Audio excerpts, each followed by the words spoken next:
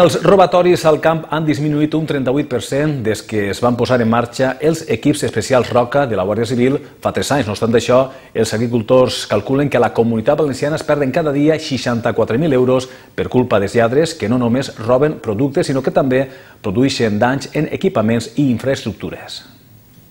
A la delegación del Gobierno han acudido representantes de las administraciones central y autonómica, de la justicia y fuerzas de seguridad, para escuchar de nuevo por parte de los agricultores unas reclamaciones que vienen de antiguo. Ja no sols el que roba, sinó tots els magatzems que recebeixen, a on va distribuït este material, tot això tot és diner negre, tota la part fiscal, com ho arreglem, i si hi ha gent també implicada, tota la societat, perquè si hi ha gent que està pagant els seus impostos i està mantenint aquesta societat, no podem mantindre pirates aquí que ens estiguen robant cada dia, no? Si fa falta demanar una altra reforma del Codi Penal, començarem a demanar-la, però hi ha que parar els peus als delinqüents, la inseguretat i tornar a guanyar la confiança del ciutadà que veu com en el món rural està creixent eixa poca vergonya del lladre que ho roba tot, no només collites, sinó també infraestructures y también en las nuestras casas. En resumidas cuentas, creo que lo importante es una nueva estrategia, una nueva coordinación, una nueva visión del tema, a ver si entre todos somos capaces de poner coto a un problema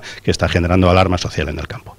Los grupos Roca de la Guardia Civil, especializados en la lucha contra los robos en el campo, se crearon en 2013. Desde entonces los delitos se han reducido un 38%, aunque este primer trimestre del año se detecta un repunte, sobre todo en campos de cítricos, porque ha subido el precio de la naranja. Pero aún así, el índice de esclarecimiento en este 2016 se ha incrementado un 88% y los detenidos, imputados e investigados ha habido un aumento de un 93%, lo que demuestra que hay más eficacia policial, hay más hechos esclarecidos, hay más denunciados y hay más investigados. Se creará un grupo interdisciplinar que se reunirá cada trimestre para coordinar las tareas, entre ellas la detección de los almacenes ilegales que compran producto robado, lo que al fin y al cabo es la base del problema.